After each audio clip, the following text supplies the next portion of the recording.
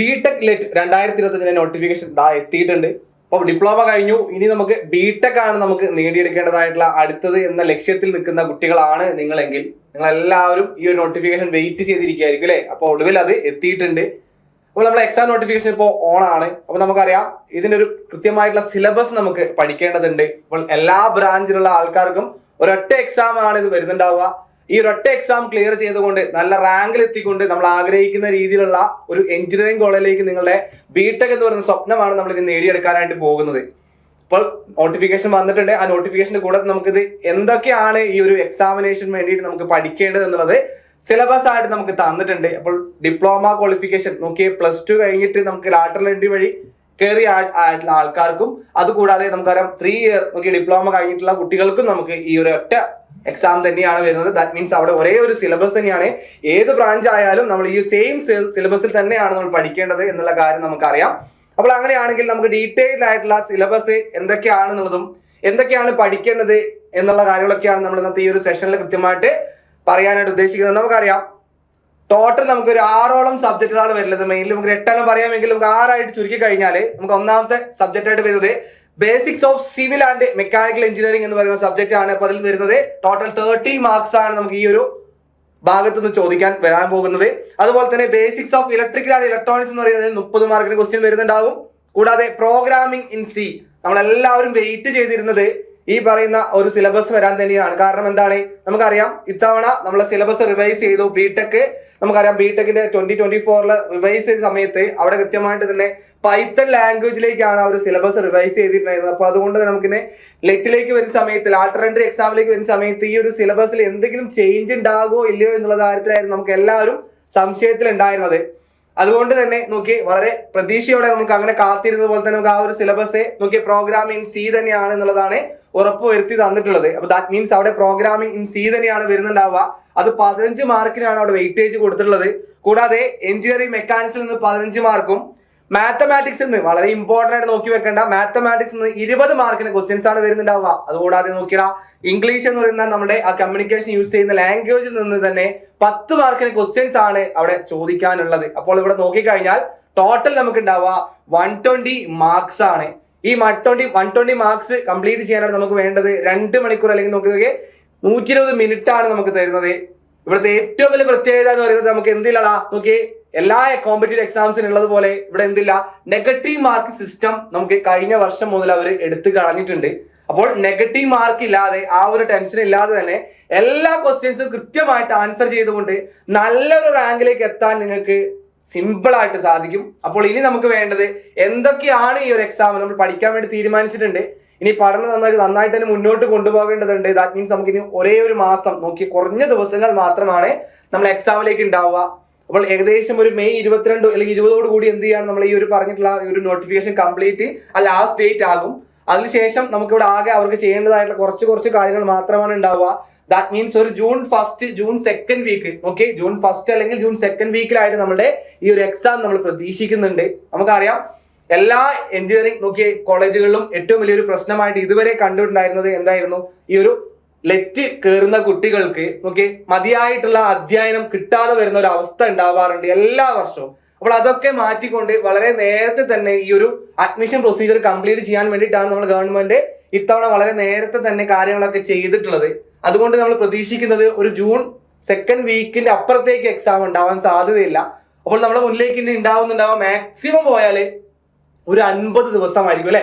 ഈ 50 ദിവസം കൊണ്ട് നമുക്ക് സ്മാർട്ടായിട്ട് അല്ലെങ്കിൽ വളരെ സിസ്റ്റമാറ്റിക് ആയിട്ട് തന്നെ പഠിച്ച് മുന്നേറി പോയി കഴിഞ്ഞാൽ നിങ്ങൾ ആഗ്രഹിക്കുന്ന രീതിയിൽ നിങ്ങൾക്ക് എങ്ങനെയാണോ നിങ്ങളുടെ പെർസ്പെക്റ്റീവ് ആ രീതിയിൽ തന്നെയുള്ള എഞ്ചിനീയറിംഗ് കോളേജിൽ നിങ്ങൾക്ക് കിട്ടും. അതിലൊരു സംശയം വേണ്ട. നമുക്ക് ആ രീതിയിലുള്ള പഠനം മാത്രമാണ് നമ്മൾ ഇനി മുന്നോട്ട് കൊണ്ടുപോകേണ്ടതായിട്ടുള്ളത്. അപ്പൊ നമുക്കിനി എന്താണ് പഠിക്കേണ്ടത് അല്ലെ, ഓരോ സബ്ജക്റ്റ് ആയി എടുത്തു നോക്കിക്കൊണ്ട് എങ്ങനെയാണ് ആ സബ്ജക്റ്റിലേക്ക് നമ്മൾ കൃത്യമായിട്ട് അപ്രോച്ച് ചെയ്യേണ്ടത് എന്നുള്ള കാര്യങ്ങളൊന്ന് നോക്കാം. ഒന്നാമതായിട്ട് വരുന്നത് നമ്മൾ പറഞ്ഞതുപോലെ തന്നെ ബേസിക്സ് ഓഫ് മെക്കാനിക്കലും ബേസിക്സ് ഓഫ് സിവിലുമായി ബന്ധപ്പെട്ടുള്ള 30 മാർക്സിന്റെ ക്വസ്റ്റ്യൻസ് ആണ്. അപ്പോൾ ഇത് വളരെ ബേസിക് ആയിട്ടുള്ള നമുക്ക് എല്ലാവരും തന്നെ പൊതുജനങ്ങൾ എല്ലാവരും അറിഞ്ഞിരിക്കേണ്ടതായിട്ടുള്ള കുറെ കാര്യങ്ങൾ തന്നെയാണ് എഞ്ചിനീയേഴ്സ് ആയിട്ടുള്ള നിങ്ങളെ കൊണ്ട് പഠിപ്പിക്കുക അല്ലെങ്കിൽ ആ രീതിയിൽ ഒരു എക്സാം വരുന്നത്. ഇപ്പൊ സിവിലിൽ നിന്ന് നോക്കിക്കഴിഞ്ഞാൽ 3 മൊഡ്യൂളായിട്ട് സിവിലിലെയും കാണാം. ബാക്കിയുള്ള 4, 5, 6 മൊഡ്യൂളായിട്ട് നമുക്ക് മെക്കാനിക്കൽ പോർഷൻസ് ആണ് സിലബസ് തന്നിട്ടുള്ളത്. അപ്പോൾ ആദ്യത്തെ 3 മൊഡ്യൂൾ വരുന്ന കാര്യങ്ങൾ, ഒന്നാമത്തെ മൊഡ്യൂളിലെ കാര്യം general introduction in civil engineering ആണ്. അപ്പൊ സിവിൽ എഞ്ചിനീയറിംഗിലേക്ക് വരുമ്പോൾ എന്താണ് സിവിൽ എഞ്ചിനീയറിംഗ്? നമുക്കറിയാം നമ്മുടെ കോർ സബ്ജക്റ്റുകളായിട്ട് വരുന്ന സിവില്, മെക്കാനിക്കല്, ഇലക്ട്രിക്കല്, ഇലക്ട്രോണിക്സ് അല്ലെ. അപ്പോൾ ഈ പറയുന്ന 4 സബ്ജക്റ്റുകളും അതിനോടുകൂടി നമ്മൾ കമ്പ്യൂട്ടറും കൂടെ ആഡ് ചെയ്തിട്ടുണ്ട്. അപ്പോൾ ഇതിന്റെയൊക്കെ ബേസിക് കാര്യങ്ങൾ മാത്രമാണ് നമ്മൾ ഇവിടെ എന്ത് പഠിക്കാൻ പോകുന്നത്, ലെറ്റ് എക്സാമിനായിട്ട് പഠിക്കാൻ വേണ്ടി പോകുന്നുള്ള കാര്യം നമുക്ക് അറിയുന്നതാണ്. അപ്പോൾ ഇവിടെ മെക്കാനിക്കൽ ആയാലും സിവിൽ എടുത്ത് നോക്കുകയാണെങ്കിൽ നമുക്കറിയാം ബിൽഡിംഗ്സുമായി റിലേറ്റ് ചെയ്ത് വരുന്ന കുറെ കാര്യങ്ങളായിരിക്കും നമുക്ക് പഠിക്കാനായിട്ട് ഉണ്ടാവുക അല്ലെ. അപ്പോൾ ആ രീതിയിൽ കൺസ്ട്രക്ഷൻ ഫീൽഡിലേക്ക് പോകുമ്പോൾ അവിടെ എന്തൊക്കെയാണ് നമ്മൾ അറിഞ്ഞിരിക്കേണ്ടത്, ഒരു കോമൺ ആയിട്ടുള്ള ഒരാൾ അറിഞ്ഞിരിക്കേണ്ടതായിട്ടുള്ള കാര്യങ്ങൾ തന്നെയാണ് ഇവിടെ ബേസിക് ആയിട്ട് പറഞ്ഞിട്ടുള്ളത്. നോക്കിയേ, സിവിൽ എഞ്ചിനീയറിംഗിൽ എന്തൊക്കെയാണ് അതിന് ഇൻട്രൊഡക്ഷൻ പാർട്ടിൽ വരുന്നത് എന്നുള്ള കാര്യം അറിയേണ്ടത്, എന്തൊക്കെയാണ് റെലവൻസ് വരുന്നത്, അതുപോലെ തന്നെ ഓവറോൾ കാര്യങ്ങൾ മാത്രമാണ് ഇവിടെ ഫസ്റ്റ് ആ ഒരു മൊഡ്യൂളിൽ തന്നിട്ടുള്ള എന്നുള്ള കാര്യം ഓർത്തിരിക്കുക. ദാറ്റ് മീൻസ് എന്തൊക്കെയാണ് നമ്മൾ സിവിൽ എഞ്ചിനീയറിംഗിൽ പഠിക്കാൻ വേണ്ടി പോകുന്നത്, അല്ലെങ്കിൽ സിവിൽ എഞ്ചിനീയറിംഗ് പഠിച്ചു കഴിഞ്ഞ ഒരാളെ എന്തൊക്കെ കാര്യങ്ങളായിരിക്കും പഠിച്ചു കഴിഞ്ഞിട്ടുണ്ടാവുക എന്ന രീതിയിലുള്ള കാര്യങ്ങൾ മാത്രം നിങ്ങൾ അറിഞ്ഞിരുന്നാൽ മതി. ദെൻ നോക്കിയേ, നമുക്ക് ഏറ്റവും ഇമ്പോർട്ടന്റ് ആയിട്ട് വരുന്നത് ഇവിടെ പറഞ്ഞുള്ള കാര്യം നോക്കിയാ, ബിൽഡിംഗ് റൂൾസ് ആൻഡ് റെഗുലേഷൻസ് അവിടെ തന്നിട്ടുണ്ട്. നമുക്കറിയാം നമ്മളെല്ലാവരും തന്നെ വീടുകളൊക്കെ കൃത്യമായിട്ട് നിർമ്മിക്കാൻ ആഗ്രഹിക്കുന്ന അല്ലെങ്കിൽ നമ്മൾ ചെയ്തിട്ടുള്ള ആൾക്കാരായിരിക്കും അല്ലെ. അപ്പോൾ അത് നമുക്ക് വെറുതെ പോയിട്ട് ചെയ്യാൻ സാധിക്കില്ല. അപ്പൊ അതിനായിട്ട് കൃത്യമായിട്ട് കുറച്ച് റൂൾസ് ആൻഡ് റെഗുലേഷൻസ് ഒക്കെ അവിടെ പറയുന്നുണ്ട് അല്ലെ. അപ്പോൾ ആ റൂൾസുകൾ ഏതൊക്കെയാണ് അല്ലെ, ഇപ്പോൾ NBC ആയാലും KBR ആയാലും CRZ എന്ന് പറയുന്ന രീതിയിലുള്ള കുറെ നോംസുകൾ കൃത്യമായിട്ട് അവിടെ പഠിക്കാനുണ്ട്. ആ കാര്യങ്ങളൊക്കെയാണ് അവിടെ പറഞ്ഞു വെക്കുന്നത്. ദെൻ അതിന്റെ കൂടെ തന്നെ ബിൽഡിംഗ് ഏരിയ എന്ന് പറയുമ്പോൾ അവിടെ എന്താണ് അല്ലെ, അപ്പൊ അതിൽ കുറെ ടേംസുകൾ വരുന്നുണ്ട്. Plinth area, built up area, floor area, carpet area തുടങ്ങിയിട്ടുള്ള കാര്യങ്ങളൊക്കെ പറയുന്നുണ്ട്. അപ്പോൾ അതിന്റെയൊക്കെ ഡെഫിനിഷൻസ് ആയിട്ടാണ് ചോദിക്കാറുണ്ട്. അപ്പോൾ നോക്കി കോമൺ ആയിട്ട് കുറെ കാര്യങ്ങൾ നോക്കി ആ രീതിയിൽ തന്നെ പറയുമ്പോൾ അവിടെ നിന്ന് ഇങ്ങോട്ടൊക്കെ കൺഫ്യൂസ്ഡ് ആയിട്ട് വരാനുള്ള സാധ്യതയുണ്ട്. ഇപ്പോൾ ഒരേ ഏരിയ നോക്കി, ഇവിടെ നിന്ന് കൃത്യമായിട്ടുള്ള ഏരിയ അത്രയും ഏരിയ എന്ന് പറയുന്നത് കാർപ്പറ്റ് ഏരിയ എന്ന് പറയുന്നു. അപ്പോൾ അതുപോലെ തന്നെ ഡിഫറെന്റ് ആയിട്ടുള്ള കുറെ ഏരിയസ് അവിടെ പറയുമ്പോൾ അത് കൺഫ്യൂസ്ഡ് ആവാൻ സാധ്യത കൂടുതലാണ്. അപ്പോൾ കൃത്യമായിട്ട് മനസ്സിലാക്കി കഴിഞ്ഞാൽ വളരെ എളുപ്പത്തിൽ തന്നെ നിങ്ങൾക്ക് അത് ആൻസർ ചെയ്യാനായിട്ട് സാധിക്കും. ദെൻ അടുത്ത വരുന്നത് സർവേയിലിംഗ് ആണ്. ഓക്കെ, സർവേ എന്ന് പറയുമ്പോൾ കൂടുതലായിട്ടൊന്നും പഠിക്കാനില്ല. എന്താണ് സർവേയുടെ ഇമ്പോർട്ടൻസ്, കൂടാതെ അതിന്റെ ഒബ്ജക്റ്റീവ്സ് എന്തിനു വേണ്ടിയിട്ടാണ്, കൂടാതെ നോക്കി അതിന് എന്തൊക്കെ പ്രിൻസിപ്പിൾസ് ആണ് നമ്മൾ ആ ഒരു നോക്കി സർവേ ചെയ്യാനായിട്ട് യൂസ് ചെയ്യുന്നത് എന്നുള്ള കാര്യങ്ങൾ മാത്രമാണ് അവിടെ പറയുന്നത്. കുറെ കാര്യങ്ങളൊന്നും പഠിക്കാനില്ല. വളരെ ബേസിക് ആയിട്ട് എന്താണ് സർവേ, എന്താണ് അതിന്റെ ഇമ്പോർട്ടൻസ്, അപ്പോൾ അത്രയും കാര്യങ്ങൾ മാത്രമാണ് നമുക്ക് അവിടെ പറഞ്ഞു വെച്ചിട്ടുള്ളത്. ദെൻ അടുത്തത് ഇവിടെ നമ്മൾ കൺസ്ട്രക്ഷന് വേണ്ടി യൂസ് ചെയ്യുന്ന മെറ്റീരിയൽസ് എന്തെല്ലാമാണ്, ആ മെറ്റീരിയൽസിനെ കൃത്യമായിട്ടുള്ള കൺവെൻഷൻ ആയിട്ട് നമ്മൾ യൂസ് ചെയ്ത് വരുന്ന മെറ്റീരിയൽസ് ഏതൊക്കെയാണ് എന്നുള്ള കാര്യങ്ങളൊക്കെയാണ് പറഞ്ഞു നോക്കിയേ. Brick, stone, cement, sand, timber തുടങ്ങിയിട്ടുള്ള ഏതൊക്കെ മെറ്റീരിയൽസ് ആണ് നമ്മൾ യൂസ് ചെയ്യുന്നത്, അതുമായി റിലേറ്റ് ചെയ്ത് വരുന്ന കുറെ കാര്യങ്ങൾ പഠിക്കാനുണ്ട്. ആ കാര്യങ്ങളൊക്കെ വളരെ ബേസിക് ആയിട്ട് ഇപ്പോൾ സിവിൽ പഠിച്ച അല്ലെങ്കിൽ സിവിൽ പഠിച്ച ഒരാൾക്ക് ഏറ്റവും എളുപ്പമായിരിക്കും. ഇനി കമ്പ്യൂട്ടർ സയൻസ് കഴിഞ്ഞ ഒരാളായിക്കോട്ടെ, for example tool and die engineering കഴിഞ്ഞ ഒരാളായിക്കോട്ടെ, ഇപ്പോൾ ഏത് സ്ട്രീം ആയാലും വളരെ എളുപ്പത്തിൽ തന്നെ മനസ്സിലാക്കാൻ പറ്റുന്ന രീതിയിലുള്ള കാര്യങ്ങൾ മാത്രമാണ് ഈ ഫസ്റ്റ് ഇയർ സിലബസ് വരുന്നുണ്ടാവുക. കാര്യം എന്താ മക്കളെ, നിങ്ങൾ ആലോചിച്ച് നോക്കി, ഈ ഫസ്റ്റ് ഇയർ സിലബസിലുള്ള കാര്യങ്ങൾ നമുക്ക് നിങ്ങൾ കോമൺലി നോക്കി ഒരു +2 കഴിഞ്ഞിട്ട് നേരെ എഞ്ചിനീയറിംഗ് അവിടെ അഡ്മിഷൻ എടുത്തു കഴിഞ്ഞാൽ അവിടെ നമുക്ക് കിട്ടുന്ന സെയിം കാര്യങ്ങൾ നമ്മൾ പഠിക്കേണ്ടതായിട്ടുള്ള ഫസ്റ്റ് ഇയർ പഠിക്കേണ്ടതായിട്ടുള്ള കാര്യങ്ങൾ മാത്രമാണ് അവിടെ. ഇനി കമ്പ്യൂട്ടർ സയൻസ് ആയാലും അപ്പോൾ ആ രീതിയിൽ കമ്പ്യൂട്ടർ സയൻസ് പഠിച്ച ഒരാളാണെങ്കിലും ബേസിക്കലി കുറെ കാര്യങ്ങളൊക്കെ നമ്മൾ പഠിക്കേണ്ടതായിട്ട് വരും അല്ലെ. അപ്പോൾ ആ രീതിയിൽ കൃത്യമായിട്ട് അറിഞ്ഞിരിക്കേണ്ടതായിട്ടുള്ള കോമൺ ആയിട്ട് അറിഞ്ഞിരിക്കേണ്ടതായിട്ടുള്ള കാര്യങ്ങൾ മാത്രമാണ് ഇവിടെ ചോദിക്കാറുള്ളത്. അവിടെ അത്രയും സിമ്പിൾ ക്വസ്റ്റ്യൻസ് തന്നെയാണ് ഉണ്ടാവുക. പക്ഷേ നിങ്ങൾക്ക് അതിന് ബേസിക് അറിയില്ല എന്നുണ്ടെങ്കിൽ നമുക്ക് അതിന് ആൻസർ ചെയ്യാൻ പറ്റില്ല എന്നുള്ളതാണ്. അപ്പോൾ ആ രീതി കൃത്യമായിട്ട് ഒരു സിസ്റ്റമാറ്റിക് ആയിട്ട് പഠിച്ചു കഴിഞ്ഞാൽ മാത്രമാണ് സ്കോർ ചെയ്യാൻ സാധിക്കുള്ളൂ. ദെൻ അടുത്തതിലേക്ക് വരുമ്പോൾ നമുക്കറിയാം ഇവിടെ സിമന്റ്, കോൺക്രീറ്റ്, സ്റ്റീൽ എന്ന് പറയുന്ന ടോപ്പിക്കുകൾ കവർ ചെയ്തിട്ടുണ്ട്. അതുകൂടാതെ നോക്കിയാൽ മോഡേൺ കൺസ്ട്രക്ഷൻ മെറ്റീരിയൽസ് ഏതൊക്കെയാണ് നമ്മൾ ഇപ്പോൾ യൂസ് ചെയ്യുന്ന, നമ്മൾ കൺവെൻഷനൽ ആയിട്ട് യൂസ് ചെയ്തതിന് പുറമെ നമ്മൾ മോഡേൺ ഇതിലേക്ക് വരുന്ന സമയത്ത് എന്തൊക്കെയാണ് ഇപ്പോൾ നമ്മൾ യൂസ് ചെയ്ത് കൊണ്ടുവരുന്നത് എന്നുള്ള കാര്യങ്ങളൊക്കെയാണ് നോക്കേണ്ടത്. That means glass, ceramics, plastic, composite material തുടങ്ങിയിട്ടുള്ള അല്ലെങ്കിൽ തെർമൽ, അക്കോസ്റ്റിക്, നോക്കിയ ഇൻസുലേറ്റിംഗ് മെറ്റീരിയൽ പോലെയുള്ള നോക്കിയ മോഡേൺ കൺസ്ട്രക്ഷൻ മെറ്റീരിയൽസ് ഏതൊക്കെയാണ്, അതിന്റെ പ്രത്യേകതകൾ എന്തെല്ലാമാണ് എന്നുള്ളതൊക്കെ നമുക്ക് പഠിക്കേണ്ടതുണ്ട്. ദെൻ അടുത്ത മൊഡ്യൂൾ, ലാസ്റ്റ് മൊഡ്യൂൾ, സിവിലിന്റെ ലാസ്റ്റ് മൊഡ്യൂളിലേക്ക് പോയി കഴിഞ്ഞാൽ അവിടെ നമുക്ക് ബിൽഡിങ്ങിന്റെ കൺസ്ട്രക്ഷൻ ഡീറ്റെയിൽസിലേക്കാണ് പോകുക. ദാറ്റ് മീൻസ് അവിടെ സോയിലിന്റെ പ്രത്യേകത, നമുക്ക് അവിടെ കൃത്യമായിട്ട് ഫൗണ്ടേഷൻ, നമ്മൾ എന്തൊരു ബിൽഡിംഗ് ഉണ്ടാക്കുമ്പോഴും അവിടെ പ്രോപ്പർ ആയിട്ട് നമ്മൾ ഫൗണ്ടേഷൻസ് കൊടുക്കേണ്ടതുണ്ട് അല്ലെ. അപ്പോൾ ആ ഫൗണ്ടേഷൻസ് കൊടുക്കുന്ന സമയത്ത് അവിടെ നമ്മൾ യൂസ് ചെയ്യുന്ന ആ സോയില് എന്താണ്, ആ സോയിലിന്റെ ബിയറിംഗ് കപ്പാസിറ്റി എത്രത്തോളം ഉണ്ട്, എന്താണ് ഈ ബിയറിംഗ് കപ്പാസിറ്റി തുടങ്ങിയുള്ള കാര്യങ്ങളൊക്കെ നമുക്ക് അവിടെ പഠിക്കേണ്ടതുണ്ട്. അതുപോലെ തന്നെ ഫൗണ്ടേഷൻസ് ഏതൊക്കെ ടൈപ്പിലുണ്ട്, അപ്പോൾ ഏതൊക്കെ ടൈപ്പിൽ എവിടേക്കാണ് നമ്മൾ അപ്ലിക്കേഷൻ ചെയ്യാൻ സാധിക്കുക എന്ന് തുടങ്ങിയ കാര്യങ്ങൾ അവിടെ പഠിക്കേണ്ടതുണ്ട്. അതുപോലെ തന്നെ കൃത്യമായിട്ട് load bearing and framed structures, അതിന്റെ കൺസെപ്റ്റ് മാത്രമേ പഠിക്കാനുള്ളൂ, അതിന് കൂടുതൽ ഡീറ്റെയിൽസിലേക്കൊന്നും നമ്മൾ പോകുന്നില്ല. ദെൻ ബ്രിക്ക് യൂസ് ചെയ്തുകൊണ്ടുള്ള മേസണിനെ കുറിച്ച് കാര്യങ്ങൾ പഠിക്കേണ്ടതുണ്ട്. അതിലെ നോക്കി ബ്രിക്ക് യൂസ് ചെയ്യുമ്പോൾ അവിടെ സ്ട്രെച്ചർ ബോണ്ട് നോക്കി, അതുപോലെ തന്നെ നമുക്കറിയാം നോക്കി ഇംഗ്ലീഷ് ബോണ്ട് എന്ന് പറയുന്നതൊക്കെ പഠിക്കാനുണ്ട്. അവർ തമ്മിലുള്ള ഡിഫറൻസുകൾ എന്തെല്ലാമാണെന്ന് പഠിക്കണം. കൂടാതെ റൂഫും ഫ്ലോറും നോക്കിയാൽ റൂഫ് എന്താണ്, ഫ്ലോർ എന്താണ്, അതിന്റെ ഫംഗ്ഷൻസ് എന്താണ്, ഏതൊക്കെ ടൈപ്പിലുണ്ട് തുടങ്ങിയ കാര്യങ്ങൾ നോക്കേണ്ടതുണ്ട്. ദെൻ MEP, HVAC നമുക്ക് അറിയുന്ന കാര്യങ്ങളല്ലേ, മെക്കാനിക്കൽ ആയാലും ഇലക്ട്രിക്കൽ ആൾക്കാരൊക്കെ നിങ്ങൾ കേട്ടിട്ടുണ്ടാകുന്ന കാര്യങ്ങളാണ് MEP യും HVAC. പക്ഷേ HVAC ആയാലും MEP ആയാലും അവിടെ കൃത്യമായിട്ട് സിവിൽ എഞ്ചിനീയറിംഗിലെ ആസ്പെക്ട്സുകൾ മാത്രമാണ് അവിടെ പഠിക്കേണ്ടത്. ഓക്കെ, മെക്കാനിക്കലിൽ പഠിക്കുന്ന ആൾക്കാർക്കും HVAC പഠിക്കാനുണ്ട്, അല്ല MEP പഠിക്കാനുണ്ട്. പക്ഷേ നമുക്ക് മെക്കാനിക്കൽ ടേംസുള്ള കാര്യങ്ങളൊന്നും നമുക്ക് ഇവിടെ പഠിക്കേണ്ടതില്ല. സിവിലുമായി റിലേറ്റ് ചെയ്ത് വരുമ്പോൾ എന്താണ് HVAC, എന്താണ് MEP തുടങ്ങിയ കാര്യങ്ങൾ മാത്രം, വളരെ ബേസിക് ആയിട്ടുള്ള കാര്യങ്ങൾ മാത്രമാണ് പഠിക്കേണ്ടത്. ദെൻ ഗ്രീൻ ബിൽഡിംഗ്സ് എന്ന് പറയുമ്പോൾ എന്താണ്, അതിന്റെ പ്രത്യേകത എന്തൊക്കെയാണ്, അതിന് യൂസ് ചെയ്യുന്ന മെറ്റീരിയൽ എന്തൊക്കെയാണ്, അതിന്റെ സിസ്റ്റംസ്, എനർജി സിസ്റ്റംസ് എന്തൊക്കെയാണ് എന്നുള്ള കാര്യങ്ങളൊക്കെയാണ് അവിടെ നമുക്ക് പഠിക്കേണ്ടതും. ബ്രീഫ് ആയ ഡിസ്കഷൻ മാത്രമാണ് അവിടെ പറഞ്ഞു വെച്ചിട്ടുള്ളത്. അവിടെ ഇത്ര കാര്യങ്ങൾ പഠിച്ചു കഴിഞ്ഞാൽ നമുക്ക് അവിടെ ചോദിക്കാൻ സാധ്യതയുള്ളൂ. നോക്കി, ടോട്ടൽ 15 മാർക്സ് ആണ് അവിടെ ചോദിക്കുക. ഈ 15 മാർക്സ് എന്ന് പറയുമ്പോൾ മൊഡ്യൂൾ 1 നിന്ന് 5 മാർക്സ് പ്രതീക്ഷിക്കാം.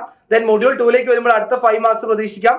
ദെൻ മൊഡ്യൂൾ 3ലേക്ക് വരുമ്പോൾ അടുത്ത 5 മാർക്സ് പ്രതീക്ഷിക്കാം. അപ്പൊ അങ്ങനെ ടോട്ടൽ നമുക്ക് 15 മാർക്കാണ് നമുക്ക് ഇത്രയും കാര്യങ്ങൾ പഠിച്ചു കഴിഞ്ഞാൽ നിങ്ങൾക്ക് സെറ്റ് ആയിട്ട് കിട്ടുന്നുണ്ടാവുക. ഈ കാര്യങ്ങൾ വളരെ ക്ലിയർ ആയിട്ട് നിങ്ങൾ ഒരു കമ്പ്യൂട്ടർ സയൻസ് കഴിഞ്ഞ ആയിക്കോട്ടെ, IT കഴിഞ്ഞ ആളായിക്കോട്ടെ, ഇപ്പോൾ എന്താണെങ്കിലും ഇലക്ട്രോണിക്സ് കഴിഞ്ഞ ആളാണെങ്കിലും അത് വളരെ സിമ്പിൾ ആയിട്ട് തന്നെ നിങ്ങൾക്ക് മനസ്സിലാക്കി എടുത്ത് ഓർത്തെടുത്ത് വെക്കാൻ പറ്റുന്ന രീതിയിൽ തന്നെ നിങ്ങൾ പഠിച്ചെടുത്ത് കഴിഞ്ഞാൽ ഈ 15 മാർക്കിൽ നോക്കി മിനിമം നമുക്ക് ഒരു 12 മാർക്ക് നമുക്ക് സ്കോർ ചെയ്യാൻ പറ്റും.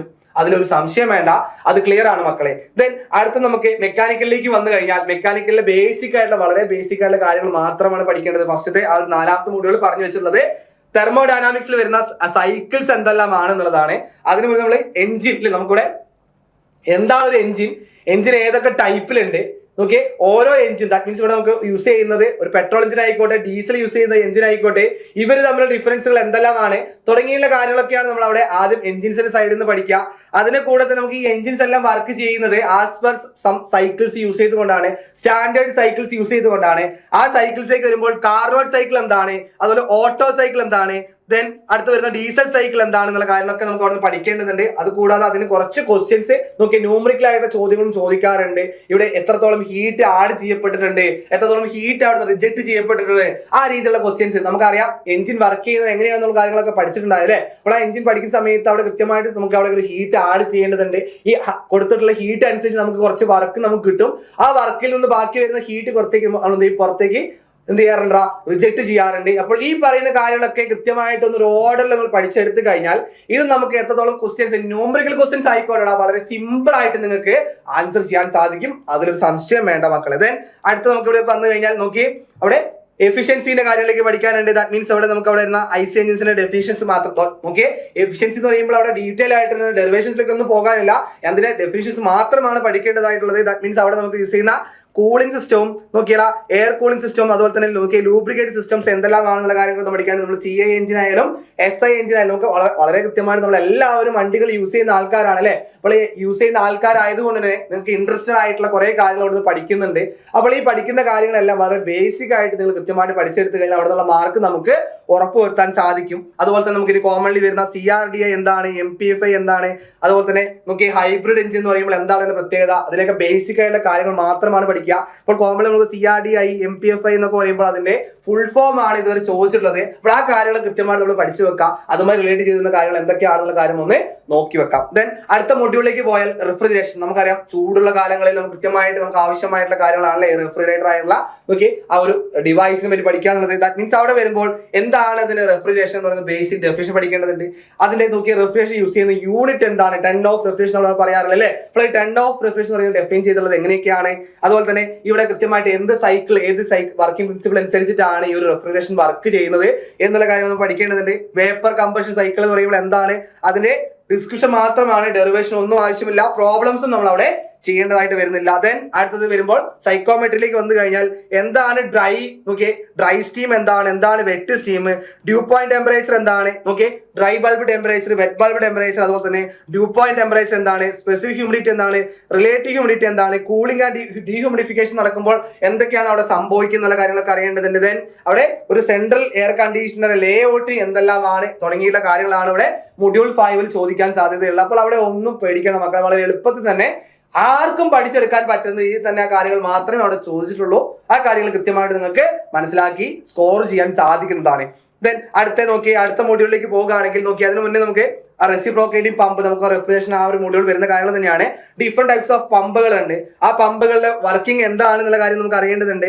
അത് കൂടാതെ നമുക്ക് അവിടെ വരുന്ന ഇവിടെ യൂസ് ചെയ്യുന്ന പമ്പിന് പുറമെ നമുക്ക് ഹൈഡ്രോളിക് മെഷീൻസ് ആയിട്ട് വരുന്ന ടർബൈൻസ് അല്ലെ. ടർബൈൻസ് ഏതൊക്കെ തരത്തിലുണ്ട് ഏതൊക്കെ ടൈപ്പ് ടർബൈൻസ് ഉണ്ട്, ആ ടർബൈൻസിന്റെ ഓവറോൾ എഫിഷ്യൻസി, അത് കൂടാതെ വളരെ സിമ്പിൾ ആയിട്ടുള്ള പ്രോബ്ലംസ് ചോദിക്കുന്നുണ്ട്. ഇൻപുട്ട് ഔട്ട്പുട്ട് പവർ കണ്ടുപിടിക്കാൻ വേണ്ടിയിട്ടുള്ള വെലോസിറ്റി ട്രയാങ്കിൾ വെച്ചുള്ളത് അത്രയും ഡീറ്റെയിൽഡ് ആയിട്ടുള്ള കാര്യങ്ങളൊന്നും പോകുന്നില്ല. വളരെ ബേസിക് ആയിട്ട് നിന്നുകൊണ്ട് അതിന്റെ എഫിഷ്യൻസി എങ്ങനെയാണ് കണ്ടുപിടിക്കാൻ പറ്റുന്നത് എന്നുള്ള കാര്യങ്ങൾ മാത്രമാണ് അവിടെ ചോദിക്കുന്നത്. ദെൻ അതുകൂടാതെ നമുക്കറിയാം പവർ നമ്മൾ നിർമ്മിക്കുന്ന പവർ കൃത്യമായിട്ട് ട്രാൻസ്ഫർ ചെയ്യാൻ വേണ്ടി യൂസ് ചെയ്യുന്ന കുറച്ച് മെത്തേഡ്സുകൾ ഉണ്ട്. അപ്പോൾ അത് ഏതൊക്കെ ടൈപ്പുകളുണ്ട്, belt, chain, gear train, single plate, clutch തുടങ്ങിയിട്ടുള്ള കാര്യങ്ങളൊക്കെ അവിടുന്ന് കൃത്യമായിട്ട് പഠിക്കേണ്ടതോടുകൂടി നമ്മൾ ആ ഒരു 5ാമത്തെ മൊഡ്യൂൾ കംപ്ലീറ്റ് ആവുകയാണ്. ദെൻ 6ാമത്തെ മൊഡ്യൂളിലേക്ക് പോയാൽ manufacturing process, metal joining process, basic machining ഓപ്പറേഷൻസിലേക്കാണ് വരുന്നത്. മാനുഫാക്ചറിംഗ് പ്രോസസ്സിലേക്ക് വരുമ്പോൾ നമ്മൾ നിർമ്മിക്കുന്ന നമ്മുടെ മുന്നിൽ കാണുന്ന കുറേ പ്രൊഡക്റ്റുകളുണ്ട്. ഈ പ്രൊഡക്റ്റുകൾ എങ്ങനെയൊക്കെയാണ് നിർമ്മിച്ചിട്ടുള്ളത്, അതുമായി റിലേറ്റ് ചെയ്ത് വരുന്ന കാര്യങ്ങൾ എന്തെല്ലാമാണെന്നൊക്കെയാണ് നമുക്ക് അവിടെ പഠിക്കേണ്ടതായിട്ടുണ്ടാവുക. ദെൻ മെറ്റൽ ജോയിനിങ് പ്രോസസ്സിലേക്ക് വരുമ്പോൾ എന്തൊക്കെ കാര്യങ്ങൾ അവിടെ പഠിക്കേണ്ടതുണ്ട്, എന്തൊക്കെ കാര്യങ്ങൾ പഠിച്ചാലാണ് ആ കാര്യങ്ങൾ മനസ്സിലാക്കി എടുക്കാൻ സാധിക്കുക എന്നുള്ള കാര്യങ്ങൾ വളരെ ബേസിക് ആയിട്ടുള്ള ക്വസ്റ്റ്യൻസ് മാത്രമാണ് ചോദിക്കാറുള്ളത്. ആ കാര്യങ്ങൾ അവിടെ എടുത്തെഴുതാം, മനസ്സിലാക്കി എടുക്കാം. ദെൻ അടുത്ത് വരുന്നത് നോക്കി ക്ലിയർ ആയിട്ട് തന്നെ മെഷീനിങ് ഓപ്പറേഷൻസ് ആണ്. ടേണിംഗ് എന്ന് പറയുന്നതും ഡ്രില്ലിംഗ് എന്ന് പറയുന്നതും മില്ലിങ്ങും അതുപോലെ തന്നെ ഗ്രൈൻഡിങ് തുടങ്ങിയിട്ടുള്ള കാര്യങ്ങൾ അതുമായി റിലേറ്റ് ചെയ്ത് വരുന്ന ഈ ഓപ്പറേഷൻസ് ചെയ്യുന്ന മെഷീൻസുകൾ എന്തെല്ലാമാണ്, അതിന്റെ പ്രത്യേകത എന്തെല്ലാമാണ് എന്ന കാര്യങ്ങളൊക്കെയാണ് അവിടെ പഠിക്കേണ്ടത്. ആ കാര്യങ്ങൾ പഠിക്കുന്നതോടുകൂടി നമുക്ക് ആ ഒരു മൊഡ്യൂൾ കംപ്ലീറ്റ് ആവുകയാണ്. അതിൽ തന്നെ CNC മെഷീനും അതുപോലെ തന്നെ CAD/CAMന്റെ പ്രിൻസിപ്പിൾ എന്താണ്, അതുപോലെ തന്നെ റാപ്പിഡ് ആൻഡ് അഡിറ്റീവ് മാനുഫാക്ചറിംഗിൽ വരുമ്പോൾ അതിന്റെ പ്രത്യേകത എന്തെല്ലാമാണ്, അതിന്റെ ബേസിക് ആയിട്ടുള്ള കാര്യങ്ങൾ മാത്രമാണ് അവിടെ പഠിക്കേണ്ടതായിട്ടുള്ളത്. അപ്പോൾ ഇത് പഠിക്കുന്നതോടുകൂടി നമുക്ക് അടുത്ത 30 മാർക്ക് കിട്ടുന്നുണ്ടാവും. 30 മാർക്ക് എന്ന് പറയുമ്പോൾ ഓരോ മൊഡ്യൂളിൽ നിന്നും 5 മാർക്ക് വെച്ചിട്ടായിരിക്കും ചോദിക്കാൻ സാധ്യത ഉണ്ടാവുക. അപ്പോൾ ആ രീതിയിൽ കാര്യങ്ങൾ പഠിച്ചെടുത്തു കഴിഞ്ഞാൽ വളരെ ബേസിക് ആയിട്ടും നിങ്ങൾക്ക് വളരെ ഇൻട്രസ്റ്റിംഗ് ആയിട്ടുള്ള എല്ലാവർക്കും കൃത്യമായിട്ട് ഇൻട്രസ്റ്റഡ് ആയിട്ടുള്ള കാര്യങ്ങൾ തന്നെയാണ് ഈ ഒരു മൊഡ്യൂളുകളിൽ നമുക്ക് കൃത്യമായിട്ട് മെക്കാനിക്കലിൽ പഠിക്കാനുള്ളത്. നമ്മളെല്ലാവരും ഡെയിലി ലൈഫിൽ കാണുന്ന കാര്യങ്ങൾ തന്നെ കൃത്യമായിട്ട് ഒന്ന് എങ്ങനെ നമുക്ക് എഞ്ചിനീയറിംഗ് ഫീൽഡിലേക്ക് കൊണ്ടുവന്ന് പഠിച്ചു കഴിഞ്ഞാൽ നിങ്ങൾക്കും കൃത്യമായിട്ട് ഈ ദിവസങ്ങൾ കൊണ്ട് തന്നെ നിങ്ങൾക്ക് ചെയ്യാൻ സാധിക്കും, പഠിച്ചെടുത്ത് നല്ലൊരു മാർക്ക് സ്കോർ ചെയ്യാൻ സാധിക്കും. അതിലൊരു സംശയമില്ല. അങ്ങനെ ടോട്ടൽ 30 മാർക്കായി. ഇനി അടുത്ത വരുന്നത് ബേസിക് ഇലക്ട്രിക്കലും ബേസിക് ഇലക്ട്രോണിക്സിൽ നിന്നും എന്തെല്ലാമാണ് പഠിക്കേണ്ടത്, അത് എങ്ങനെ നിങ്ങൾ അപ്രോച്ച് ചെയ്യണതിനെ കുറിച്ചാണ്. ബേസിക് ഇലക്ട്രിക്കൽ എന്ന് പറയുമ്പോൾ 15 മാർക്കെന്നും ബേസിക് ഇലക്ട്രോണിക്സിൽ നിന്ന് 15 മാർക്കാണ് ചോദിക്കുന്നുണ്ടാവുക. അപ്പൊ ബേസിക് ഇലക്ട്രിക്കിലേക്ക് വരുന്ന സമയത്ത് ആദ്യം ഒരു DC സർക്യൂട്ട് എടുത്ത് നോക്കി അതിലെ ബേസിക് ആയിട്ടുള്ള ടെർമിനോളജി കാര്യങ്ങൾ എന്തൊക്കെയാണ്, എന്താണ് വോൾട്ടേജ്, എന്താണ് കറണ്ട്, എന്താണ് പവർ, എന്താണ് റെസിസ്റ്റൻസ് തുടങ്ങിയുള്ള കാര്യങ്ങളൊക്കെ കൃത്യമായിട്ട് പഠിക്കുന്നത്. നമ്മൾ +2 ലെവലിൽ നിന്ന് അല്ലെങ്കിൽ 10ാം ക്ലാസ്സിൽ നിന്നൊക്കെ ഫിസിക്സിൽ പഠിച്ച കുറെ കാര്യങ്ങൾ തന്നെയാണ് ഇവിടെ വീണ്ടും റിപ്പീറ്റ് ചെയ്ത് വരുന്നുണ്ടാവുക. അപ്പോൾ ആ കാര്യങ്ങളൊക്കെ വീണ്ടും ഒന്ന് റീകോൾ ചെയ്തെടുക്കുക എന്നുള്ളതാണ് ഈ 1ാമത്തെ മൊഡ്യൂൾ വരുന്ന കാര്യങ്ങൾ. ദെൻ ഈ DC സർക്യൂട്ടിന്റെ അനാലിസിസ് ആണ് അടുത്ത വരുന്നത്. അതുപോലെ തന്നെ ഓംസ് ലോയും കിർച്ചോഫ് ലോയും ഒക്കെ വരുന്നുണ്ട്. ആ ലോ എന്താണ്, അതുമായി റിലേറ്റ് ചെയ്ത് വരുന്ന കുറച്ച് കാര്യങ്ങൾ അവിടെ പഠിക്കേണ്ടതുണ്ട്. കൂടെ അനാലിസിസ്, DC സർക്യൂട്ട് അനാലിസ് ചെയ്യുന്ന സമയത്ത് ആ മെഷ് കറന്റ് മെത്തേഡ് എങ്ങനെയാണ്, അതുപോലെ തന്നെ കൃത്യമായിട്ടുള്ള കാര്യങ്ങൾ എന്തൊക്കെയാണ്, ആ സൊല്യൂഷൻ നെറ്റ്വർക്ക് ഇക്വേഷൻസ് വെച്ചിട്ടുള്ള സൊല്യൂഷൻസ് കാര്യങ്ങളൊക്കെ നമ്മൾ പഠിക്കേണ്ടതുണ്ട്. അതുപോലെ തന്നെ നോക്കിയാൽ ന്യൂമറിക്കൽ പ്രോബ്ലംസും അതുമായി റിലേറ്റ് ചെയ്ത് വരുന്ന ക്വസ്റ്റ്യൻസ് അവിടെ വരാറുണ്ട്. ആ കാര്യങ്ങളൊന്ന് കൃത്യമായിട്ട് നോക്കി വെക്കുക. ദെൻ അടുത്ത മൊഡ്യൂളിലേക്ക് വരുമ്പോൾ elementary concepts of magnetic circuits ആണ്. ഇലക്ട്രിക് സർക്യൂട്ട് കഴിഞ്ഞാൽ അടുത്ത് വരുന്നത് മാഗ്നറ്റിക് സർക്യൂട്ടിലേക്ക് കിടക്കുന്നു. ആ മാഗ്നറ്റിക് സർക്യൂട്ടിലേക്ക് വരുമ്പോൾ ഇതുപോലെ തന്നെ ഇലക്ട്രിസിറ്റി പഠിക്കുന്ന പോലെ തന്നെ ഇലക്ട്രിക് സർക്യൂട്ടിൽ പഠിച്ചതുപോലെ തന്നെ അവിടെ കുറെ ബേസിക് ടെർമിനോളജി പഠിക്കാനുണ്ട്. നമുക്ക് അവിടെ EMF പഠിച്ചു, ഇവിടെ വരുമ്പോൾ MMF പഠിക്കേണ്ടതുണ്ടാവും. അതുപോലെ തന്നെ field strength, flux density, reluctance അല്ലെ, നമുക്ക് അവിടെ കൃത്യമായിട്ട് റെസിസ്റ്റൻസ് ഒക്കെ പഠിച്ചതുപോലെ തന്നെ ആ സെയിം കാര്യങ്ങൾ ഇവിടെ മാഗ്നറ്റിക് സർക്യൂട്ടിലേക്ക് വരുമ്പോൾ എന്തൊക്കെയാണ് പഠിക്കേണ്ടത്, എന്തൊക്കെയാണ് കാര്യങ്ങൾ അവിടെ നോക്കേണ്ടതെന്നുള്ള കാര്യങ്ങളൊക്കെ അവിടെ പറഞ്ഞിട്ടുണ്ട്. ആ കാര്യങ്ങളൊക്കെ നോക്കി വെക്കുക. ദെൻ AC ഫണ്ടമെന്റ്സിലേക്ക് വരുമ്പോൾ അവിടെ എന്താണ് നോക്കി, ആ ഓൾട്ടർനേറ്റീവ് വോൾട്ടേജ് എങ്ങനെയാണ് നമ്മൾ ജനറേറ്റ് ചെയ്യപ്പെടുന്നത്, ആ കാര്യങ്ങൾ അവിടെ കൃത്യമായിട്ട് പഠിക്കേണ്ടതിനാണ്. നോക്കി സൈൻ ഇതിലേക്ക് വരയ്ക്കുന്ന സമയത്ത് റെപ്രസെന്റ് ചെയ്യുന്നത് എങ്ങനെയൊക്കെയാണുള്ള കാര്യങ്ങൾ പഠിക്കേണ്ടതുണ്ട്. വേവ് ഫോമുകളെ കുറിച്ച് കൃത്യമായിട്ട് പഠിക്കണം. അവിടെ തന്നെ ഫ്രീക്വൻസി, പീരീഡ്, RMS വാല്യൂ തുടങ്ങിയിട്ടുള്ള കാര്യങ്ങൾ, ഫാക്ടേഴ്സ്, ആ കാര്യങ്ങളൊക്കെ കൃത്യമായിട്ട് അവിടെ നിന്ന് പഠിക്കേണ്ടത്. ഇതുമായി റിലേറ്റ് ചെയ്ത് കുറച്ച് ചെറിയ വളരെ സിമ്പിൾ ആയിട്ടുള്ള ന്യൂമറിക്കൽ പ്രോബ്ലംസും അവിടെ ചോദിക്കാറുണ്ട്. ആ കാര്യങ്ങളൊക്കെ കൃത്യമായിട്ട് തന്നെ പഠിച്ചെടുത്തോളാം. ദെൻ അടുത്തത് AC സർക്യൂട്ടിലേക്കാണ് പോകുന്നത്. നമ്മൾ DC സർക്യൂട്ട് പഠിച്ചത് AC സർക്യൂട്ടിലേക്ക് വരുന്ന സമയത്ത് അതിന് ഫേസർ റെപ്രസെന്റേഷനും അതിന് ട്രിഗണോമെട്രിക് റെക്ടാങ്കുലർ ആയിട്ടുള്ള കാര്യങ്ങളൊക്കെ കൃത്യമായിട്ട് പഠിക്കേണ്ടതുണ്ട്. അതിന്റെ അനാലിസിസ് ആണ് അടുത്ത് വരുന്നുണ്ടാവുക. ദെൻ 3 ഫേസ് AC സിസ്റ്റത്തിനെ കുറിച്ച് നമ്മൾ ഈ ഒരു മൊഡ്യൂൾ പഠിക്കും. അപ്പോൾ ഇത്രയും പഠിക്കുമ്പോൾ തന്നെ കൃത്യമായിട്ട് നമ്മൾ ആ ഒരു ഇലക്ട്രിസിറ്റി അല്ലെങ്കിൽ ഇലക്ട്രിക്കൽ ആയിട്ടുള്ള കാര്യങ്ങൾ, ബേസിക് ആയിട്ടുള്ള കാര്യങ്ങൾ നമ്മൾ അവിടെ പഠിച്ചു കഴിയും. ദെൻ ഇലക്ട്രോണിക്സിലേക്ക് കിടക്കുന്ന സമയത്ത് അവിടെ നമ്മൾ ഫിസിക്സിൽ പഠിച്ചിട്ടുള്ള കാര്യങ്ങൾ തന്നെ വീണ്ടും റിപ്പീറ്റ് ചെയ്യും. സെമി കണ്ടക്ടർ എന്ന് പറയുന്നത് എന്താണ്, സെമി കണ്ടക്ടറിന്റെ ഡിവൈസുകൾ ഏതൊക്കെയാണ് തുടങ്ങിയുള്ള കാര്യങ്ങളാണ് ഇവിടെ പഠിക്കുന്നത്. നമുക്കറിയാം ഏറ്റവും വാക്വം ട്യൂബിൽ നിന്ന് നമ്മൾ ഇന്ന് കാണുന്ന നാനോ ആയിട്ടുള്ള പാർട്ടിക്കിളിലേക്ക് നമുക്ക് വന്നിട്ടുള്ള ആ ഒരു ട്രാൻസ്ഫോർമേഷൻ എന്താണെന്നുള്ളതിനെ കുറിച്ചാണ് നമ്മൾ ഇലക്ട്രോണിക്സിൽ നമ്മൾ ആദ്യം തന്നെ പഠിക്കുന്നുണ്ടാവുക. അപ്പോൾ ഇതുമായി റിലേറ്റ് ചെയ്ത് വരുന്ന ഇതിനിടയിൽ ഉണ്ടായിട്ടുള്ള ഈ ട്രാൻസിഷൻ സ്റ്റേജിൽ നടത്തുന്ന കാര്യങ്ങളെ കുറിച്ചാണ് നമുക്ക് കൃത്യമായിട്ട് പഠിക്കേണ്ടതായിട്ടുണ്ടാവുക. ആ കാര്യങ്ങളായിരിക്കും ഫസ്റ്റത്തെ മൊഡ്യൂൾ നമ്മൾ പഠിക്കുന്നുണ്ടാവുക. അപ്പോൾ അവിടെ ആ ഒരു ഡിവൈസുകളെ കുറിച്ച് പഠിക്കുമ്പോൾ ഡയോഡ് എന്താണ്, അല്ലെ, ഡയോഡ് എന്ന് പറയുന്നത് എന്താണ്, അത് അതുപോലെ റെസിസ്റ്റൻസിന്റെ ആ ഒരു കളർ കോഡിയും കാര്യങ്ങളൊക്കെ കൃത്യമായിട്ട് നമ്മൾ പഠിക്കേണ്ടതായിട്ടുണ്ടാവും. ആ കാര്യങ്ങൾ ഓർത്ത് വെച്ചോളാം. ദെൻ അടുത്ത മൊഡ്യൂൾ 5ലേക്ക് വരുമ്പോൾ ബേസിക് ഇലക്ട്രോണിക് സർക്യൂട്ടുകളും ഇൻസ്ട്രുമെന്റേഷനെ കുറിച്ചാണ് പഠിക്കുന്നത്. അതുപോലെ ആംപ്ലിഫയേഴ്സ്, ദെൻ മൊഡ്യൂൾ 6 വരുന്ന സമയത്ത് നമുക്കറിയാം കമ്മ്യൂണിക്കേഷൻ സിസ്റ്റത്തിനെ കുറിച്ചാണ് പഠിക്കുന്നുണ്ടാവുക.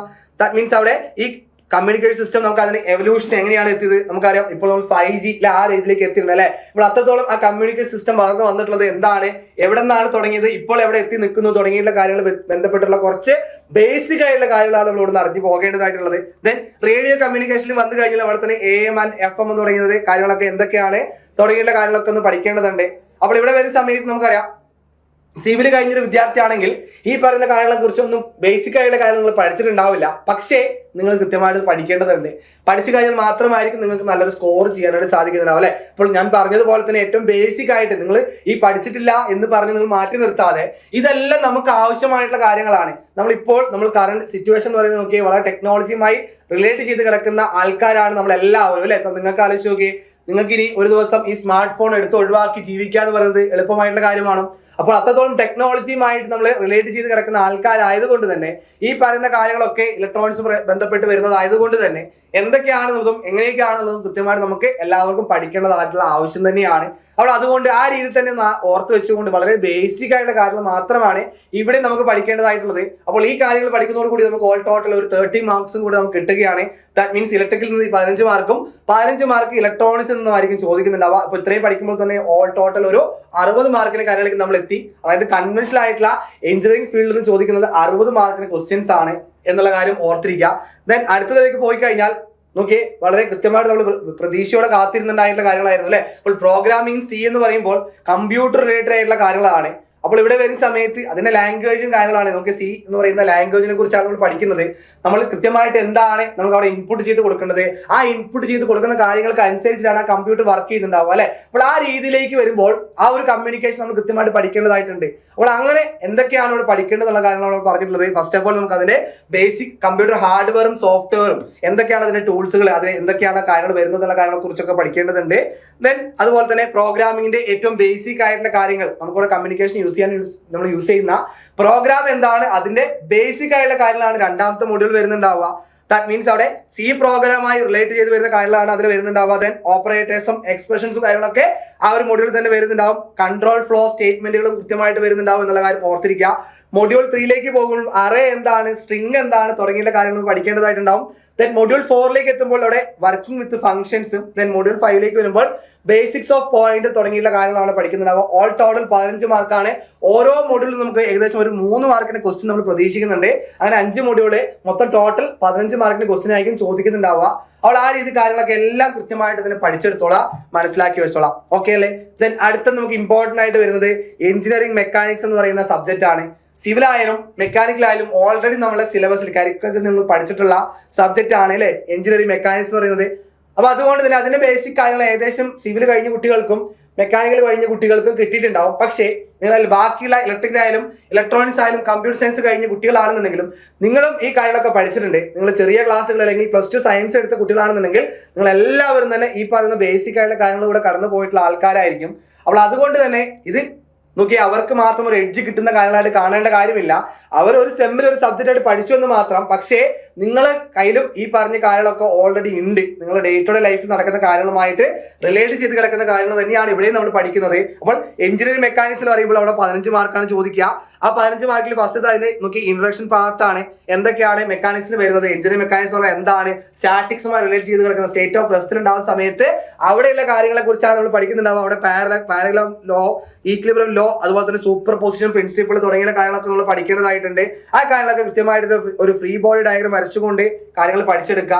ദെൻ ഫോഴ്സിനെ കുറിച്ചാണ്. ദാറ്റ് മീൻസ് അവിടെ കൺകറന്റ് കോപ്ലാനാർ ഫോഴ്സുകൾ കാര്യങ്ങൾ, അതിന്റെ റെസൊല്യൂഷൻ കാര്യങ്ങളൊക്കെ കൃത്യമായിട്ട് പഠിക്കേണ്ടതുണ്ട്.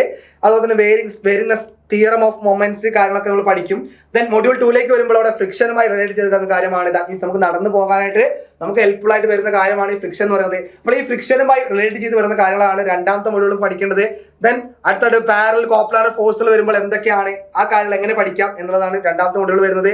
ദെൻ സെൻട്രോയിഡ്, ദാറ്റ് മീൻസ് അവിടെ റൊട്ടേഷനിലേക്ക് പോകുന്ന സമയത്ത് അവിടെ നോക്കിയാൽ സെൻട്രോയിഡ്, ആ composite area, that means moment of ഇനേഷ്യ തുടങ്ങിയിട്ടുള്ള കാര്യം. എന്താണ് മൊമെന്റ് ഓഫ് ഇനേഷ്യ, മൊമെന്റ് ഓഫ് ഇനേഷ്യനെ നമ്മൾ എങ്ങനെ പഠിക്കണം, റൊട്ടേഷനിലേക്ക് വരുന്ന സമയത്ത് ആ മൊമെന്റ് ഓഫ് ഇനേഷ്യ റിലേറ്റ് ചെയ്യുന്ന കാര്യങ്ങൾ എന്തൊക്കെയാണ്, അതിന് ബേസിക് ഡെഫിനിഷൻസ് കാര്യങ്ങളൊക്കെയാണ് നമ്മൾ പഠിക്കേണ്ടതായിട്ടുള്ളത്. ദാറ്റ് മീൻസ് നമുക്ക് പാരലാക്സ് തിയറവും പെർപെൻഡിക്കുലർ തിയറം ഒക്കെ എന്തൊക്കെയാണെന്നുള്ള കാര്യങ്ങളൊക്കെ നമ്മൾ പഠിക്കേണ്ടതുണ്ട്. ദെൻ ഒരു സ്പേസിൽ ഉണ്ടാകുന്ന ഫോഴ്സുമായി റിലേറ്റ് ചെയ്യുന്ന കാര്യങ്ങളൊക്കെ നമ്മൾ ആ ഒരു മൊഡ്യൂളിൽ തന്നെ പഠിക്കും. ദെൻ നാലാമത്തെ മൊഡ്യൂളിലേക്ക് വരുമ്പോൾ നമുക്ക് ഡൈനാമിക്സിലേക്ക് വന്നു.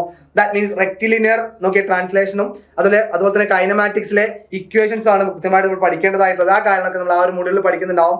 ദെൻ അതുപോലെ തന്നെ ഇമ്പോർട്ടൻ്റ് ആയിട്ട് വരുന്നത് momentum and work energy equation ആണ്. അതിന്റെ കൺസെപ്റ്റ് മാത്രമാണ് ചോദിക്കുന്നത്. ആ കാര്യങ്ങളൊക്കെ പഠിക്കണം. ദെൻ ലാസ്റ്റ് മൊഡ്യൂൾ 5 വരുമ്പോൾ അവിടെ റൊട്ടേഷനുമായി റിലേറ്റ് ചെയ്യുന്ന കാര്യങ്ങൾ വരുന്നത് that means simple harmonic motion, that means SHM എന്ന് പറയുന്ന ആ ഇമ്പോർട്ടൻ്റ് ആയിട്ടുള്ള കാര്യങ്ങൾ നമ്മൾ കൃത്യമായിട്ട് പഠിക്കേണ്ടതാണ്. അപ്പോൾ ഇവിടെ നോക്കി കഴിഞ്ഞ വർഷത്തിനേക്കാളും ആഡ് ഓൺ ചെയ്ത് വന്നിട്ടുള്ള ഒരു ടോപ്പിക് ആണ് ഈ ഒരു സിമ്പിൾ ഹാർമോണിക് മോഷൻ എന്ന് പറയുന്നത്. അപ്പോൾ അത് കൃത്യമായിട്ട് നമ്മൾ നോട്ട് ചെയ്ത് വെക്കണം. അതൊന്നും ഒരു ക്വസ്റ്റൻ നമുക്ക് പ്രതീക്ഷിക്കാം. അവിടെ ടോട്ടൽ നമുക്ക് ഒരു 5 മൊഡ്യൂളാണ് വരുന്നത്. അപ്പോൾ ഓരോ മൊഡ്യൂളിന് 3 മാർക്ക് വെച്ച് കഴിഞ്ഞാൽ നമുക്ക് ടോട്ടൽ അവിടെ 15 മാർക്കാർക്ക് ഉണ്ടാവുക എന്നുള്ള കാര്യം കൂടെ കൃത്യമായിട്ട് ഓർത്തിരുന്നുള്ളൂ. ദെൻ ഓക്കെ, അടുത്ത ഇമ്പോർട്ടൻ്റ് ആയിട്ടുള്ള റാങ്ക് മേക്ക് ചെയ്യുന്ന രീതിയിലുള്ള ഒരു സബ്ജക്റ്റ് ആണ് നമ്മൾ പറയാൻ പോകുന്നത്. മാത്തമാറ്റിക്സ് എന്ന് പറയുന്ന സബ്ജക്റ്റ് ആണ്. അവിടെ നോക്കി 20 മാർക്കാണ് ചോദിക്കുക. 20 മാർക്ക് 5 മൊഡ്യൂളാണുള്ളത്. ഇപ്പോൾ ഒരു മൊഡ്യൂളിൽ നിന്ന് നമുക്ക് 4 മാർക്കിന് ക്വസ്റ്റ്യൻ വരെ പ്രതീക്ഷിക്കാം. അപ്പോൾ ഇവിടുത്തെ പ്രത്യേകത എന്ന് പറയുന്നത് ഫസ്റ്റ് ഇയറിലെ ഏറ്റവും കൂടുതൽ ആൾക്കാർക്ക് സപ്ലി വരുന്നതായിട്ടുള്ള അല്ലെങ്കിൽ പഠിക്കാൻ ബുദ്ധിമുട്ടുള്ള തോന്നിയിട്ടുള്ള ഒരു സബ്ജക്റ്റ് ആയിരിക്കും മാത്തമാറ്റിക്സ് എന്ന് പറയുന്നത്. അപ്പോൾ ഇതിൽ തന്നെ നമുക്ക് ഏറ്റവും ബേസിക് ആയിട്ട് വളരെ എളുപ്പത്തിൽ തന്നെ നിങ്ങൾക്കറിയാം 120 മിനിറ്റ് നിങ്ങളുടെ കയ്യിലുള്ളൂ. അപ്പോൾ വലിയ രീതിയിലുള്ള ഒരു പ്രോബ്ലം നിങ്ങളിലേക്ക് എത്തിക്കില്ല. വളരെ സിമ്പിൾ ആയിട്ട് ഒരു കുറഞ്ഞ സ്റ്റെപ്പുകൾ കൊണ്ട് തന്നെ ആൻസർ ചെയ്യാൻ പറ്റുന്ന രീതിയിലുള്ള ക്വസ്റ്റ്യൻസ് ആയിരിക്കും അവിടെ ചോദിക്കുന്നുണ്ടാവുക. അപ്പോൾ ആ രീതിയിലുള്ള ക്വസ്റ്റ്യൻസ് നിങ്ങൾ പ്രാക്ടീസ് ചെയ്ത് കഴിഞ്ഞാൽ നിങ്ങളിവിടെ തരുന്ന ഓരോ ടോപ്പിക് അനുസരിച്ചും ആ ടോപ്പിക് അനുസരിച്ച് വരുന്ന ഡിഫറെന്റ് ആയിട്ടുള്ള ക്വസ്റ്റ്യൻസ് ഏതൊക്കെയാണ് നോക്കിക്കൊണ്ട് ആ ക്വസ്റ്റ്യൻസ് കൃത്യമായിട്ട് പ്രാക്ടീസ് ചെയ്ത് കഴിഞ്ഞാൽ ആ ഒരു ലെവലുള്ള ക്വസ്റ്റ്യൻസ് എല്ലാം നിങ്ങൾക്ക് ചെയ്യാനായിട്ട് സാധിക്കും. അപ്പോൾ നിത്യജീവിതത്തിലേക്ക് നിങ്ങൾ ഒരു മാത്തമാറ്റിക്സിന്റെ കാര്യങ്ങൾ റിലേറ്റ് ചെയ്ത് കൊണ്ടുവന്നു കഴിഞ്ഞാൽ നിങ്ങൾക്ക് എത്തിക്കാൻ സാധിക്കില്ല. അതിലേക്ക് കൃത്യമായിട്ട് തന്നെ ആൻസർ ചെയ്തെത്തിക്കാനായിട്ട് സാധിക്കും. അതിലൊരു സംശയം വേണ്ട. ദാറ്റ് മീൻസ് അവിടെ നമുക്ക് മാത്തമാറ്റിക്സിലേക്ക് വന്നു കഴിഞ്ഞാൽ എന്തൊക്കെയാണ് അവിടെ പഠിക്കേണ്ടത് എന്നുള്ള കാര്യമാണ് അവിടെ പറയുന്നത്. ഫസ്റ്റ് ഓഫ് ഓൾ മൊഡ്യൂൾ 1 വരുന്നത് ലീനിയർ അൽജിബ്രയാണ്. അതായത് നമ്മളെല്ലാവരും നിങ്ങളെല്ലാവരും തന്നെ കൃത്യമായിട്ട് പഠിച്ച് പാസ്സാകാൻ വേണ്ടി യൂസ് ചെയ്യുന്ന ഒരു മൊഡ്യൂൾ ആയിരിക്കും ഈ ഒരു മൊഡ്യൂള്. ദാറ്റ് മീൻസ് നോക്കി മെട്രിക്സ് എന്ന് പറയുന്നതിനെ കുറിച്ച് നിങ്ങൾ കേട്ടിട്ടുണ്ടാവില്ല. മെട്രിക്സ് നമുക്ക് വളരെ എളുപ്പത്തിൽ തന്നെ ചെയ്യാൻ പറ്റുന്നതാണ്. പക്ഷേ തെറ്റിപ്പോകാനും സാധ്യതയുള്ള ഒരു ടൈപ്പ് ഓഫ് ക്വസ്റ്റ്യൻസ് ആയിരിക്കും ഇവിടെ ചോദിക്കുക. നമുക്ക് വളരെ കൃത്യമായിട്ട് തന്നെ അല്ലെ കൂട്ടലും കുറക്കലും ഗുണിക്കലൊക്കെ ആയിട്ടാണ് ഇവിടെ വരുന്നുണ്ടാവുക. അപ്പോൾ ഈ കാര്യങ്ങളൊക്കെ ചെയ്യുന്ന സമയത്ത് ചെറിയൊരു മിസ്റ്റേക്ക് മതി. ആ ചെറിയ മിസ്റ്റേക്കിൽ നിന്ന് നമ്മൾ ഫൈനൽ ആൻസർ കിട്ടാതെ പോവുകയോ അല്ലെങ്കിൽ നമ്മൾ ആ തെറ്റ് കൃത്യമായിട്ട് ചെയ്തു വരുമ്പോൾ തന്നെ അവിടെ ആൻസർ കിട്ടുമ്പോൾ അവിടെ ആ ആൻസർ ഓപ്ഷൻ ഉണ്ടാവാൻ സാധ്യത കൂടുതലും ആയിരിക്കും. അപ്പോൾ ഈ രീതിയിലേക്ക് വരുമ്പോൾ ഈ മെട്രിക്സ് എന്ന് പറയുന്നത് വളരെ ഇമ്പോർട്ടൻ്റ് ആയിട്ടും വളരെ എളുപ്പത്തിൽ തന്നെ ചെയ്തെടുത്ത് മനസ്സിലാക്കിയെടുക്കാൻ പറ്റുന്ന ഒരു ടോപ്പിക്കാണ്.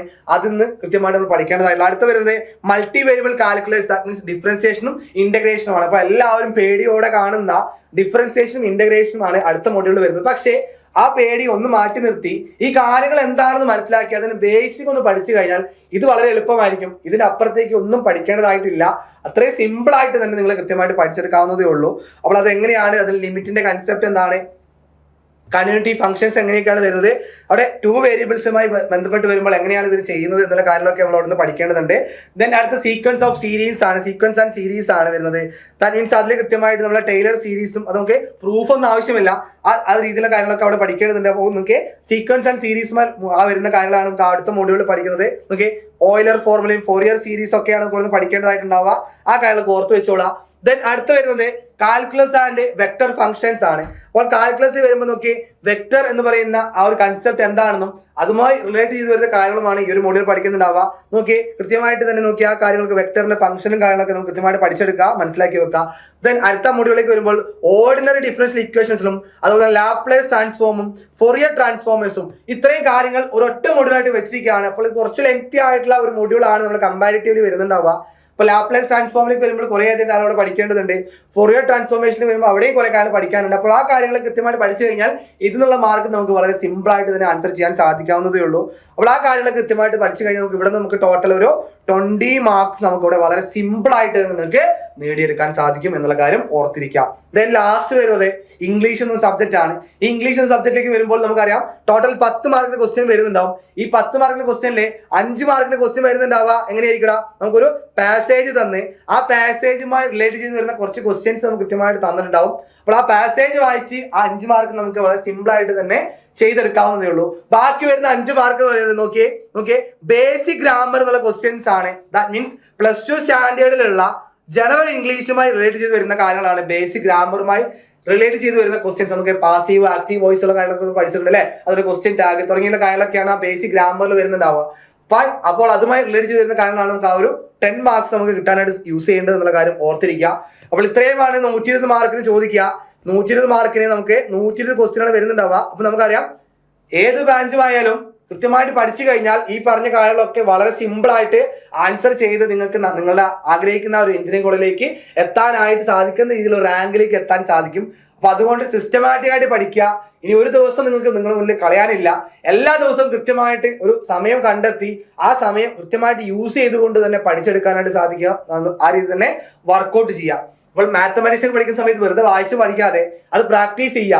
ഒരു 5 ടൈപ്പ് ക്വസ്റ്റ്യൻസ് നോക്കിയാൽ ഒരു ടൈപ്പ് ക്വസ്റ്റ്യനെ ഒരു 5 എണ്ണം ചെയ്ത് കഴിഞ്ഞാൽ ആ ടൈപ്പ് നിങ്ങൾക്ക് ക്ലിയർ ആവും. പിന്നീട് വരുന്ന 6ാമത്തെ ക്വസ്റ്റ്യൻ വളരെ സിമ്പിൾ ആയിട്ട് നിങ്ങൾക്ക് ചെയ്യാൻ സാധിക്കും. അപ്പോൾ ഈ രീതിയിൽ സിസ്റ്റമാറ്റിക് ആയിട്ട് വളരെ കൃത്യമായിട്ട് സ്മാർട്ടായിട്ട് തന്നെ കാര്യങ്ങൾ പഠിച്ചെടുക്കുക, കാര്യങ്ങൾ മനസ്സിലാക്കി വെക്കുക, സെറ്റാക്കി വെക്കാം. ഓക്കെ അല്ല, ക്ലിയർ അല്ല? അപ്പോൾ എല്ലാവർക്കും ഈ ഒരു സിലബസ് എന്താണ്, എങ്ങനെയാണ് അപ്രോച്ച് ചെയ്യുന്നുള്ള കാര്യം ഏകദേശം ഒരു ഐഡിയ കിട്ടിയിട്ടുണ്ടാവുമെന്ന് കരുതാണ്. അപ്പോൾ നിങ്ങൾക്കറിയാം ഏത് ബ്രാഞ്ച് ആയാലും ഇനി ഒരു കമ്പ്യൂട്ടർ സയൻസ് കഴിഞ്ഞ ആളാണെങ്കിലും സിവിൽ കഴിഞ്ഞ ആളാണെങ്കിലും കൃത്യമായിട്ട് സിവിൽ കഴിഞ്ഞ ആൾ കമ്പ്യൂട്ടർ സയൻസും കമ്പ്യൂട്ടർ സയൻസ് കഴിഞ്ഞ ആൾ സിവിലും പഠിക്കേണ്ടതായിട്ട് വരുന്നുണ്ട്. അപ്പോൾ അതുകൊണ്ട് തന്നെ കൃത്യമായിട്ട് ആ ഒരു എഡ്ജ് രണ്ടാൾക്കും അങ്ങോട്ടും ഇങ്ങോട്ട് കിട്ടും എന്നുള്ള കാര്യത്തിൽ തന്നെ ഉറപ്പുവരുത്തിക്കൊണ്ട് നിങ്ങൾ എന്ത് ചെയ്യുക, പഠിച്ചു തുടങ്ങിക്കോളാം. ഇതുവരെയും പഠിച്ചിട്ടില്ല അല്ലെങ്കിൽ ഇനി പഠിച്ചിട്ടുള്ള എത്രയും പഠിച്ച ആൾക്കാരാണ് എന്നുണ്ടെങ്കിൽ പോലും കൃത്യമായിട്ട് ഇനിയുള്ള ദിവസങ്ങൾ മാക്സിമം എങ്ങനെ യൂസ് ചെയ്യുന്നുണ്ടാവും എന്നതിനനുസരിച്ചായിരിക്കും നിങ്ങളുടെ റാങ്ക് നിർണ്ണയിക്കപ്പെടുന്നുണ്ടാവുക. അപ്പോൾ നല്ല കോളേജ്, നല്ല പ്ലേസ്മെന്റ് കിട്ടുന്ന രീതിയിലുള്ള അല്ലെങ്കിൽ അത്രത്തോളം കോളേജ് ലൈഫൊക്കെ ആഗ്രഹിക്കുന്ന രീതിയിലുള്ള ആൾക്കാരാണ് നിങ്ങളെന്നുണ്ടെങ്കിൽ ആ രീതിയിലൊരു കോളേജ് നിങ്ങൾ തന്നെ കണ്ടെത്തി അത് നിങ്ങളൊരു കൃത്യമായിട്ട് ഒരു ഗോൾ സെറ്റ് ചെയ്തുകൊണ്ട് തന്നെ നിങ്ങൾ എന്ത് ചെയ്യുക, പഠനം മുന്നോട്ട് കൊണ്ടുപോകുക, സെറ്റാക്കി എടുക്കുക. അപ്പോൾ നിങ്ങൾക്ക് ഈ രീതിയിലൊരു വളരെ സ്മാർട്ടായിട്ടും ഇന്റൻസീവ് ആയിട്ടുള്ള കാര്യങ്ങളൊക്കെ പറഞ്ഞു തന്നുകൊണ്ട് നിങ്ങളെ കൃത്യമായിട്ട് നിങ്ങളുടെ ആഗ്രഹിക്കുന്ന ആ ഒരു എഞ്ചിനീയറിംഗ് കോളേജിലേക്ക് എത്തിക്കാൻ വേണ്ടിയിട്ട് നിങ്ങളുടെ കൂടെ സൈലം എപ്പോഴും ഉണ്ട്. അപ്പോൾ ഓൺലൈൻ ആയിട്ടും ഓഫ്ലൈൻ ആയിട്ടുള്ള കോഴ്സുകൾ നമുക്ക് ഓൾറെഡി ഉണ്ട്. അപ്പോൾ അതിൽ തന്നെ ഓൺലൈൻ കോഴ്സുകൾ ഓൾറെഡി റണ്ണിങ് ആണ്. അപ്പോൾ അവിടെ ഏകദേശം ക്ലാസ്സുകളൊക്കെ കൃത്യമായിട്ട് റെക്കോർഡ് ആയിട്ട് ക്ലാസ്സുകൾ എല്ലാവർക്കും കിട്ടിയിട്ടുണ്ട്. അപ്പോൾ കുറേ കുട്ടികൾ കൃത്യമായിട്ട് അത് പഠിച്ചു വരുന്നുണ്ട്. അപ്പോൾ ഇതുവരെ ഒരു കോഴ്സും എടുത്തിട്ടില്ല എന്നുണ്ടെങ്കിൽ ആ കോഴ്സുകൾ കൃത്യമായിട്ട് തന്നെ നോക്കി ഓൺലൈൻ ആയിട്ടും ഓഫ്ലൈൻ ആയിട്ടുള്ള കോഴ്സുകൾ ഇവിടെ ഓൾറെഡി റണ്ണിങ് ആണ്. അപ്പോൾ കൃത്യമായിട്ട് നിങ്ങൾക്ക് ആ രീതിയിൽ തന്നെ ആ കോഴ്സുകൾ പർച്ചേസ് ചെയ്തുകൊണ്ട് സൈലത്തിന്റെ കൂടെ നിങ്ങൾ ആഗ്രഹിക്കുന്ന ആ എഞ്ചിനീയറിംഗ് കോളേജിലേക്ക് എത്താനായിട്ട് ശ്രദ്ധിക്കുക. അപ്പോൾ അവിടെ നമുക്ക് ഓഫ്ലൈൻ ആയിട്ട് ക്ലാസ്സുകൾ വരുന്നുണ്ടാവുക. ഏപ്രിൽ 24 നമ്മൾ സ്റ്റാർട്ട് ചെയ്യാനായിട്ട് ഉദ്ദേശിക്കുന്നത് നമ്മുടെ കോഴിക്കോട് സൈലത്തിന്റെ ക്യാമ്പസ് വെച്ചിട്ടായിരിക്കും ഈ ഒരു ക്ലാസ്സുകൾ സ്റ്റാർട്ട് ചെയ്യുന്നുണ്ടാവുക.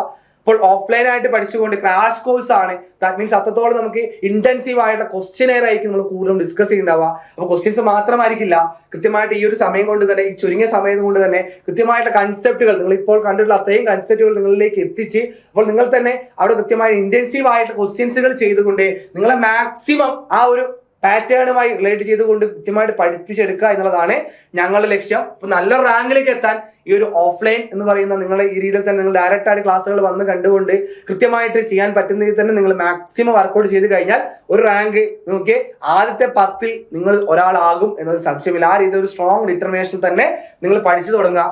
ഇനി ഓഫ്ലൈനിൽ എത്താൻ സാധിക്കുന്നില്ല അങ്ങനെയുള്ള കുട്ടികളാണെങ്കിൽ ഓൺലൈൻ ആയിട്ടുള്ള കോഴ്സുകൾ ഇവിടെ ഓൾറെഡി റണ്ണിങ് ആണ്. നോക്കി നമുക്ക് വരുന്നത് ഇവിടെ തന്നെ ഏറ്റവും പ്രത്യേകത എന്ന് പറയുന്നത് ഏറ്റവും അഫോർഡബിൾ ആയിട്ടുള്ള പ്രൈസിലാണ് നമ്മുടെ ഈ ഒരു സൈലം നിങ്ങൾ ഈ ഒരു കോഴ്സുകൾ കൃത്യമായിട്ട് എത്തിച്ചു തരുന്നത്. ദാറ്റ് മീൻസ് 1,999 ആണ് നമുക്ക് ഈ ഒരു കോഴ്സിനുള്ള ഫീസ് വരുന്നുണ്ടാവുക. ഇനി അത് ഓഫ്ലൈൻ ആയിട്ട് ക്രാഷ് കോഴ്സിലേക്കാണ് വരുന്നെങ്കിൽ 3,999 എന്ന് പറയുന്ന ഏറ്റവും അഫോർഡബിൾ ആയിട്ടുള്ള പ്രൈസ് തന്നെയാണ് ഓഫ്ലൈൻ ആയിട്ടും ഓൺലൈൻ ആയിട്ടും കോഴ്സുകൾ നിങ്ങളിലേക്ക് എത്തിക്കുന്നുണ്ടാവുക. ദാറ്റ് മീൻസ് എപ്പോഴും സൈലം വിദ്യാർത്ഥികളുടെ കൂടെ തന്നെയാണ് ഉണ്ടാവുന്നത്. അപ്പോൾ ആ രീതിയിൽ കാര്യങ്ങൾ നോക്കിക്കൊണ്ട് നിങ്ങൾക്ക് ഓഫ്ലൈൻ ആയിട്ടുള്ള കോഴ്സുകളാണെങ്കിലും ഓൺലൈൻ ആയിട്ടുള്ള കോഴ്സുകളാണെങ്കിലും നിങ്ങൾ എങ്ങനെയാണ് വേണ്ടത് ഇത് തന്നെ കൃത്യമായിട്ട് പർച്ചേസ് ചെയ്തുകൊണ്ട് ഇപ്പോൾ തന്നെ പഠിച്ചു തുടങ്ങിക്കോളാം. നമ്മുടെ മുന്നിലേക്ക് ഇനി ഒരു 50 ദിവസം മാത്രമാണ് ബാക്കിയുള്ളത്. ആ കാര്യങ്ങൾ കൃത്യമായിട്ട് മനസ്സിൽ വെച്ചുകൊണ്ട് ഏത് കോളേജിലാണോ പഠിക്കേണ്ടത് എന്നുള്ളത് നിങ്ങൾ ഉള്ളിൽ തന്നെ വെച്ച് ആ രീതിയിൽ കൃത്യമായിട്ട് പഠിച്ചു തുടങ്ങുക മക്കളെ. ഇനി ഒട്ടും സമയം കളയാനില്ല. ഓക്കെ അല്ലടാ? അപ്പൊ നോക്കിയേ, അപ്പോൾ നിങ്ങൾക്ക് ഇതുമായി റിലേറ്റ് ചെയ്ത് വരുന്ന എല്ലാ കാര്യങ്ങളും കൃത്യമായിട്ട് നിങ്ങളിലേക്ക് എത്താനായിട്ട് നമുക്കൊരു വാട്സപ്പ് കമ്മ്യൂണിറ്റി ഉണ്ട്. അപ്പോൾ ഇതുവരെയും ഈ ഒരു വാട്സപ്പ് കമ്മ്യൂണിറ്റിയിലേക്ക് ജോയിൻ ചെയ്യാത്തവരാണ് നിങ്ങളെന്നുണ്ടെങ്കിൽ കൃത്യമായിട്ട് വേഗം തന്നെ ഈ ഒരു QR കൃത്യമായിട്ട് എന്ത് ചെയ്യുക, സ്കാൻ ചെയ്യുക. പെട്ടെന്ന് തന്നെ എന്ത് ചെയ്യണം, ആ ഒരു കോഴ്സിൽ നോക്കി ഈ ഒരു വാട്സപ്പ് കമ്മ്യൂണിറ്റിയിലേക്ക് എത്താനായിട്ട് ശ്രദ്ധിക്കുക. ഓക്കെ അല്ല? ക്ലിയർ അല്ലേ? അപ്പോൾ നിങ്ങൾക്ക് ഈ ഒരു സിലബസ് എന്താണെന്നും റിലേറ്റ് ചെയ്ത് വരുന്ന കാര്യങ്ങൾ എന്താണെന്നുള്ള കാര്യങ്ങളൊക്കെ നിങ്ങൾ മനസ്സിലാക്കി ഉണ്ടാവുമെന്ന് കരുതാണ്. അപ്പോൾ ഇതുമായി റിലേറ്റ് ചെയ്ത് വരുന്ന ലെറ്റുമായി ഉള്ള കാര്യങ്ങളൊക്കെ ഇനി നമ്മളെ യൂട്യൂബ് ചാനൽ കൃത്യമായിട്ട് അപ്ഡേറ്റ് ചെയ്തുകൊണ്ടിരിക്കും. അപ്പോൾ ഇതുവരെ നമ്മുടെ ചാനൽ നിങ്ങൾ സബ്സ്ക്രൈബ് ചെയ്തിട്ടില്ലെങ്കിൽ ആ ചാനൽ സബ്സ്ക്രൈബ് ചെയ്ത് എപ്പോഴും വെയിറ്റ് ചെയ്തുകൊണ്ടിരിക്കുക. അപ്പോൾ കൃത്യമായിട്ടുള്ള നോട്ടിഫിക്കേഷൻ നിങ്ങളിലേക്ക് എത്തുന്നതായിരിക്കും. അപ്പോൾ ലെറ്റ് അല്ലെങ്കിൽ കൃത്യമായിട്ടുള്ള എല്ലാ കാര്യങ്ങളെ കുറിച്ചും നോക്കി ഈ ചാനലിൽ കൂടെ നിങ്ങളിലേക്ക് എത്തുന്നുണ്ടാവും. അപ്പോൾ അതൊക്കെ ഓർത്ത് വെച്ചോളാം. ഓക്കെ, അപ്പോൾ അടുത്ത ഇൻഫോർമേറ്റീവ് ആയിട്ടുള്ള വീഡിയോ ആയിട്ട് ഞാൻ വീണ്ടും വരുന്നതായിരിക്കും. Okay, thank you all of U.